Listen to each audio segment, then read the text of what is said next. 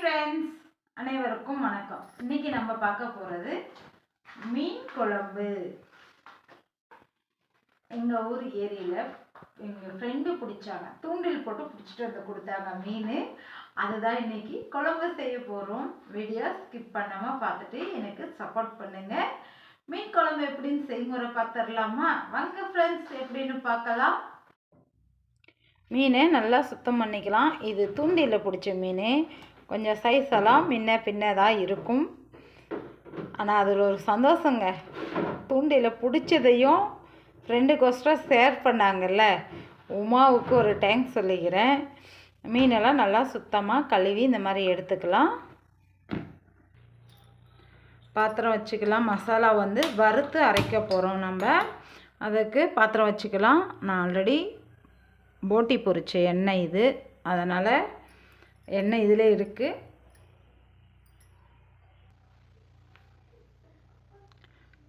வெந்தயம்,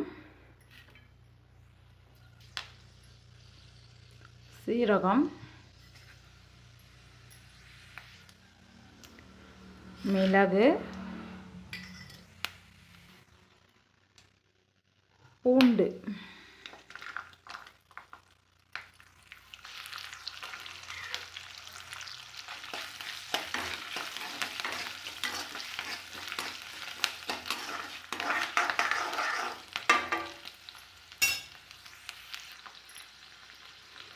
பெரிய வெங்காயம்.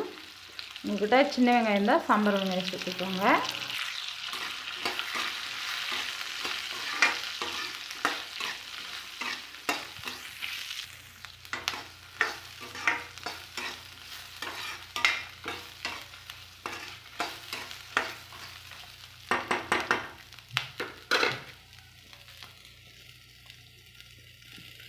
தக்காளி,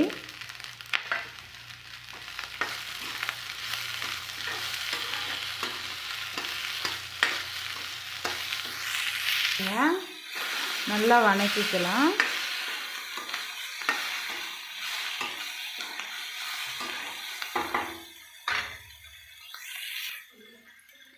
தேங்காய்,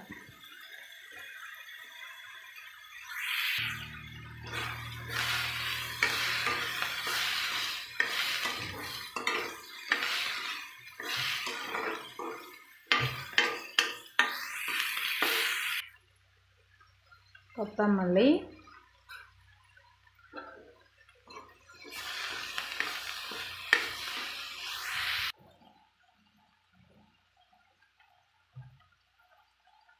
காரத்துக்கு ஏற்ற அளவுக்கு மிளகாய் தூள்.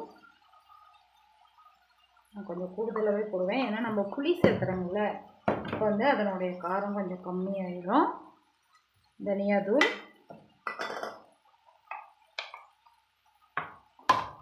மஞ்சள் தூள். ஸ்டவ் அணைச்சிடலாம்.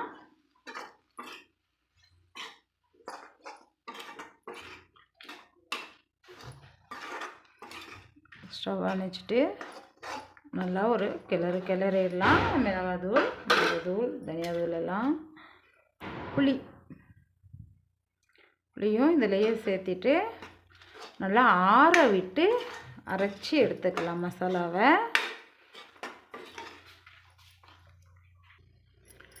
மசாலாவை அரைச்சி எடுத்தாச்சு. தாளிக்கிறதுக்கு பாண்டில் வச்சுக்கலாம். பாண்டில் நல்லா சூடேறட்டும். பாத்திரம் நல்லா சூடேறினோடனே எண்ணெய் சேர்த்துக்கலாம்.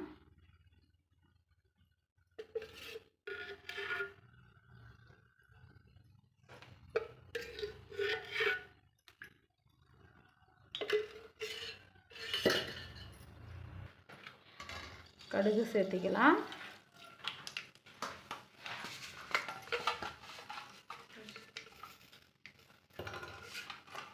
கொஞ்சமாக வெந்தயம், அதையும் இதிலே சேர்த்திடலாம்.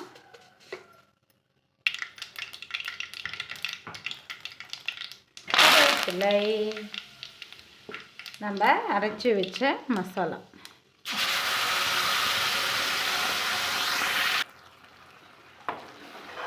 நல்லா மசாலாவை கொஞ்சம் கொதிக்க விடலாம்.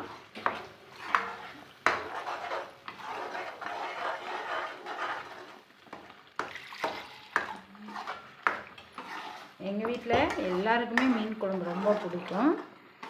அதனால் நான் கொஞ்சம் தாராளமாக தான் செய்வேன்.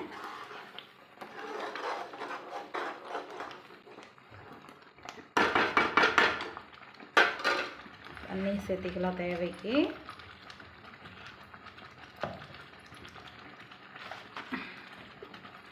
மிக்ஸி ஜாரில் தண்ணி சேர்த்து அரைச்சி தேவைக்கு தண்ணி சேர்த்துக்கலாம்.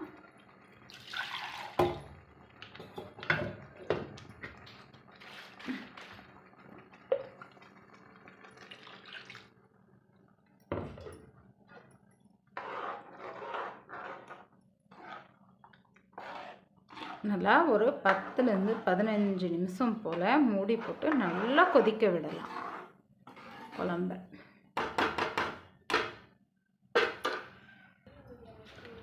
தேவைக்கு உப்பு சேர்த்திக்கலாம். நான் கல் உப்பு சேர்த்துறேன்.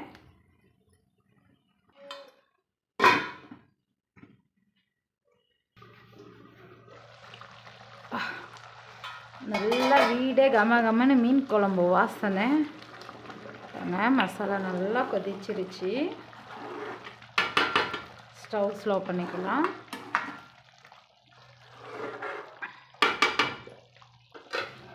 நம்ம சுத்தம் பண்ணி வச்சிருக்கிறத ஒவ்வொருத்தனா இதில் போட்டு குளிக்க வச்சிடலாம்.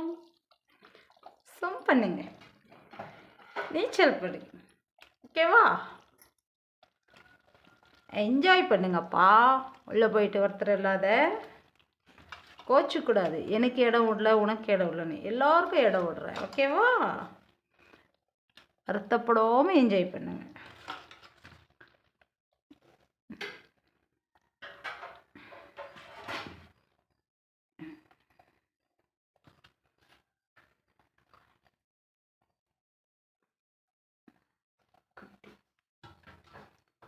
குட்டி ஆளுங்களுக்கெல்லாம் சைடில் இடம், சென்டரில் இடம் அதிகமாக இல்லை. நீங்களாம் ஓரமாக போய் படுத்துக்கணும். ஓகேவா?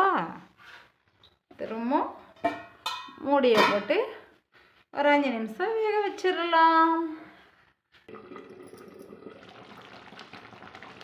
ஒவ்வொருத்தரும் நல்லா தல்லாபுல்லான்னு கொதிக்க ஆரம்பிச்சிட்டாங்க. நமக்கு மீன் வேகலை. ஒரு 2 நிமிஷம் இருக்கணும்.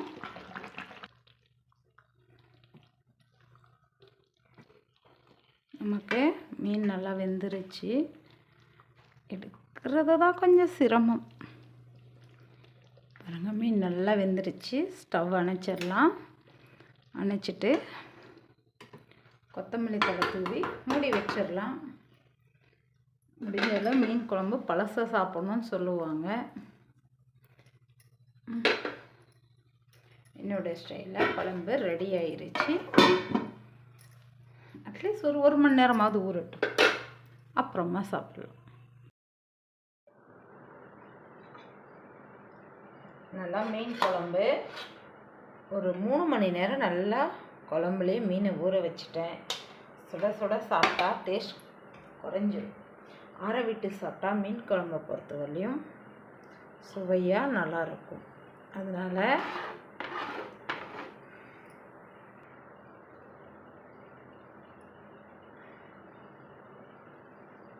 நல்ல மசாலா ஊறி இருக்கு. சாப்பிட்றதுக்கு ரெடி ஆயிருச்சு.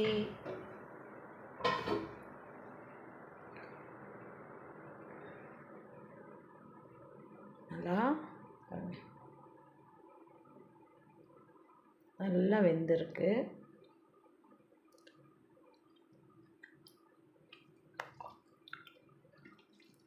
சூப்பராக இருக்குது ஃப்ரெண்ட்ஸ். நீங்களும் சமைச்சு ருசிச்சுட்டு என்னுடைய ஸ்டைலில் எப்படி சமைச்சிருக்கணும் நீங்கள் ஒரு முறை சமைச்சு பார்த்துட்டு எனக்கு கமெண்ட் பாக்ஸில் தெரிவிங்க.